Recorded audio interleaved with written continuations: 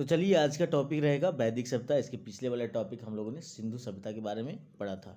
तो आइए देखते हैं वैदिक सभ्यता। और ये जो मैं आपको टॉपिक करा रहा हूँ ये लूसेंट बुक से करा रहा हूँ, ये बिल्कुल ही आपको आसान तरीके से समझ में आ जाएगा, है ना। तो आइए देखते हैं वैदिक काल की बात करते हैं। तो वैदिक काल को दो भागों में विभाजित कर दिया गया है, एक ऋग्वैदिक काल और दूसरा हो गया उत्तर वैदिक काल। ऋग्वैदिक काल का पीरियड की बात करते हैं, टाइम की बात करते हैं तो ये 1500 से 1000 ईसा पूर्व रहा। और उत्तर वैदिक की बात करते हैं तो 1000 से 600 ईसा पूर्व रहा। देखिए ऋग्वैदिक, देखिए किसी भी पार्ट का यहाँ पर वैदिक सभ्यता को ऋग्वैदिक मतलब जो पहले जो पुराना है, उत्तर वैदिक जो बाद की है, ठीक है।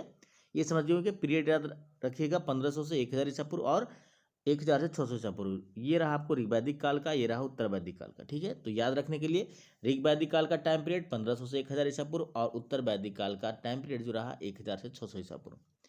आर्य जो है सबसे पहले पंजाब और अफगानिस्तान में बसे, ये इंपॉर्टेंट हो जाता है। मैक्स मूलर ने आर्यों का मूल निवास जो बताया, देखिए मैक्स मूलर के अनुसार, ठीक, वहाँ पर कभी कभी पार्टिकुलर व्यक्ति द्वारा पूछा जाता है कि किसके द्वारा ऐसा कहा गया। तो मैक्स मूलर के द्वारा जो है बताया गया कि आर्यों का जो मूल निवास स्थान था वो कहाँ था, मध्य एशिया में था। क्लियर। आर्यों द्वारा निर्मित सभ्यता जो थी वो वैदिक सभ्यता कहलाई। ओके, यह एक कैसी सभ्यता थी, तो शहरी और ग्रामीण का ऑप्शन आपको मिल जाएगा। तो ये एक ग्रामीण सभ्यता थी। आर्यों की भाषा की बात करते हैं तो ये संस्कृत थी। ये इंपॉर्टेंट फैक्ट इसमें इतना इंपॉर्टेंट रहा। आर्य शब्द भाषा समूह को इंगित करता है, ठीक है। आगे चलते हैं। आर्यों के प्रशासनिक इकाई आरोही क्रम से इन 5 भागों में बटा था। आरोही क्रम की बात हो रही है, मतलब आपको कम से बढ़ता हुआ, है ना, आपको कम पावर से ज़्यादा पावर की ओर अग्रसर है। सबसे पहले कहा गया कुल, ठीक है, फिर ग्राम, फिर बीस, फिर जन, फिर राष्ट्र। इस तरह से प्रशासनिक ढांचे में वो बटा हुआ था। ग्राम का जो मुखिया होता था वो ग्रामीणी कहलाता था। बीस का जो प्रधान होता था बीसपति कहलाता था। और जन के जो शासक होते थे राजन कहलाते थे। राज्याधिकारियों में पुरोहित और सेनानी जो होते थे वो इंपॉर्टेंट होते थे, प्रमुख होते थे। वशिष्ठ जो होते थे वो रूढ़िवादी एवं विश्वामित्र जो होते थे वो उदारवादी पुरोहित होते थे। अब रूढ़िवादी मतलब वो वंश परंपरा से चले आ रहे हैं, ठीक है। उदारवादी मतलब हो गए जो बाहर से सभी जगह एक्सेप्टेबल होते थे लेकिन उनका भी वैल्यू बना रहता था। सूत रथकार व कम्मादी नामक अधिकारी को रत्नी कहा जाता था। इनकी संख्या राजा सहित करीब 12 हुआ करती थी। इंपॉर्टेंट फैक्ट है, देख सकते हैं आप। पूरब जो था वो क्या था, तो पूरब दुर्गपति था, मतलब दुर्गपति मतलब जो गेट होता था उसका रक्षक। स्पष्ट जो था वो था जनता की गतिविधियों को देखने वाला गुप्तचर होते थे, ठीक है। चलिए अब यहाँ पर देख सकते हैं, ये भी देख लीजिए कि दिशा उत्तर वैदिक शब्द और राजा का नाम, किस क्षेत्र को किस नाम से जाना जाता था, राजा, ठीक है। और उस क्षेत्र को कहते क्या थे उत्तर वैदिक शब्द ने। पूर्व को क्या कहा जाता था, प्राची। तो प्राची में जो राजा का नाम क्या बोला जाता था, पूर्वी क्षेत्र में सम्राट। पश्चिमी को बोला जाता था प्रतीची और क्षेत्र में राजा को स्वराष्ट्र बोला जाता था। उत्तर में उत्तरी क्षेत्र को बोला जाता था उदीची और उस क्षेत्र के राजा को विराट कहा जाता था। मध्य को कहा जाता था, मध्य क्षेत्र में राजा को राजा कहा जाता था और दक्षिण में भोज कहा जाता था। आगे आप देख सकते हैं वाजपति जो था वो कौन था, तो गोचर भूमि का अधिकारी होता था, है ना। गोचर मतलब जहाँ पर गैया वगैरह चरती हो, ठीक है, गोचर भूमि की अधिकारी होता था। फिर देखिए आपको यहाँ पर उग्र, उग्र हो गया अपराधियों को पकड़ने का कार्य करता था। उग्र क्या था, तो अपराधियों का पकड़ने का कार्य करता था, ठीक है। ऋग्वेद में किसी तरह के न्यायाधिकारी का उल्लेख नहीं मिलता है। सभा और समिति की बात करते हैं तो ये राजा की सलाह देने वाली एक संस्था थी। सभा जो होती थी वो श्रेष्ठ लोगों एवं सम्राट लोगों की संस्था थी, जबकि समिति जो थी वो क्या थी, वो सामान्य जनता का प्रतिनिधित्व करती थी। इसके अध्यक्ष को ईशान कहा जाता था। समिति के अध्यक्ष को ईशान कहा जाता था। स्त्रियां भी जो थी सभा और समितियां दोनों में भाग ले सकती थी। युद्ध में कबीले का नेतृत्व की बात करते हैं तो वो राजा करता था। युद्ध के लिए गविष्टि शब्द का प्रयोग किया जाता था, ठीक है, जिसका अर्थ क्या होता था, गविष्टि मतलब गायों की खोज। दशराग युद्ध का उल्लेख की बात करते हैं तो ऋग्वेद के 7वें मंडल में बहुत इंपॉर्टेंट है, बराबर ही प्रश्न पूछे जाते हैं। यह जो हुई थी परुष्णी नदी, यानी कि अभी जो फिलहाल रावी नदी है उसी के तट पर सुदास और 10 जनों के बीच में लड़ाई हुई थी, फिर भी सुदास जो यहाँ विजयी हुआ था, ठीक है। यहाँ पर आप देख सकते हैं ऋग्वैदिक समाज जो था 4 वर्णों में विभक्त था। ये वर्ण थे ब्राह्मण, क्षत्रिय, वैश्य और शूद्र। क्लियर।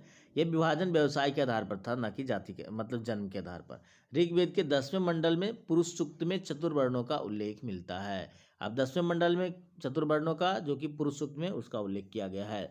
अब यहाँ पर देख लीजिए इंपॉर्टेंट है, उपनिषदों की कुल संख्या की बात करते हैं 108 है, महापुराणों की संख्या 18 है और वेदांग की संख्या 6 है और वेद की संख्या 4 है। इसमें कहा गया कि ब्राह्मण परम पुरुष के मुख से, ठीक है, इसी में मतलब 10वें मंडल का जो पुरुष सूक्त है उसी में कहा गया है। इसमें कहा गया कि ब्राह्मण जो है परम पुरुष के मुख से क्षत्रिय उनकी भुजाओं से, वैश्य उनकी जांघों से और शूद्र उनके पैरों से उत्पन्न हुए हैं। आर्यों का समाज जो था वो पितृप्रधान था। समाज की सबसे छोटी इकाई को परिवार या कुल कहा जाता था, जिसका मुखिया पिता होता था, जो कि आज भी देख ही सकते हैं आप, इंडियन कल्चर में यही है, जिसे कुल अब कहा जाता था। स्त्रियां इस काल में अपने पति के साथ यज्ञ कार्य कर सकती थी, यानी कि भाग ले सकती थी। बाल विवाह और प्रदा प्रथा का प्रचलन नहीं था। ओके, देखिए जिसकी पति की मृत्यु हो जाती थी, उसका पति का छोटा भाई जो था, विशेष परिस्थिति में उस मतलब उस लेडी से शादी, उस औरत से, है ना, वो अपनी भाभी से, मतलब उस औरत से शादी कर सकता है। ठीक है, यहाँ पर देखिए दिया गया कि इसके पति की मृत्यु हो जाने पर उसके पति के छोटे भाई यानी कि देवर से विवाह वो स्त्रियां कर सकती है। स्त्रियां शिक्षा ग्रहण करती थी।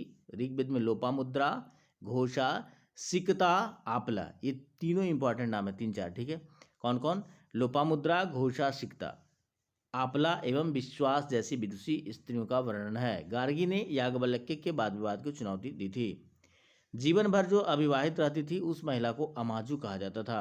इंपॉर्टेंट, जीविकोपार्जन के लिए वेद वेदांग पढ़ाने वाले अध्यापक को उपाध्याय कहलाता था। आर्यों का मुख्य पेय पदार्थ सोमरस था, यह वनस्पति द्वारा बनाया जाता था। आर्य मुख्यतः 3 प्रकार के वस्त्रों का उपयोग करते थे। एक हो गया आपको वास, दूसरा हो गया अधिवास और तीसरा हो गया उसनीस था। ठीक है, वास, अधिवास और उसनीस। अंदर पहनने वाले कपड़े को नीवी कहा जाता था। यहाँ पर आप देख सकते हैं प्रमुख दर्शन एवं उसके प्रवर्तक, नोट में देखते चलिए। दर्शन, प्रवर्तक, यहाँ पर चारवाक जो थे, चारवाक दर्शन का प्रवर्तक चारवाक थे। योग का पतंजलि थे, सांख्य का कपिल, न्याय का गौतम, पूर्व मीमांसा का जैमिनी, उत्तर मीमांसा का वादरायण और वैशेषिक का कनाद। ओके, महर्षि कनाद को भारतीय परमाणुवाद का जनक कहा जाता है। इंपॉर्टेंट है। ठीक है, आर्यों के मनोरंजन का मुख्य साधन क्या था? संगीत, रथ दौड़, घुड़दौड़ एवं द्रुत क्रीड़ा। आर्यों का मुख्य व्यवसाय की बात करते हैं तो क्या था? पशुपालन और कृषि दोनों था। यहाँ पर कंफ्यूजन मत होइएगा। चलिए, गाय को अघन्य, अघन्य मतलब मारे जाने योग्य न हो, उस पशु की श्रेणी में रखा गया। गाय की हत्या करने वाले या उसे घायल करने वालों के लिए वेदों में मृत्युदंड अथवा देश निकाले की व्यवस्था की गई है। आर्यों का प्रिय पशु की बात करते हैं तो घोड़ा था। सर्वाधिक प्रिय देवता की बात करते हैं तो इंद्र थे। आर्यों द्वारा खोजी गई धातु की बात करते हैं तो लोहा थी, जिसे श्याम अयस्क कहा जाता था, और तांबा जो था उसे लोहित अयस्क कहा जाता था। भारतीयों को लोहे का ज्ञान ईसा पूर्व 8वीं सदी में प्रारंभ हुआ। देखिए बीपीएससी में इस तरह का प्रश्न आया था जिसका आंसर ये आया था। व्यापार हेतु दूर दूर तक जाने वाले, ठीक है, व्यापार हेतु दूर दूर तक जाने वाले व्यक्ति को पनी कहते थे।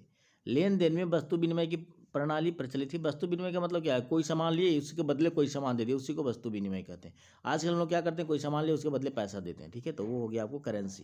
करेंसी का भी आदान प्रदान करते हैं। तो ये यहाँ पर था, पहले वस्तु के बदले ही वस्तु देना, वो वस्तु विनिमय कहलाता है।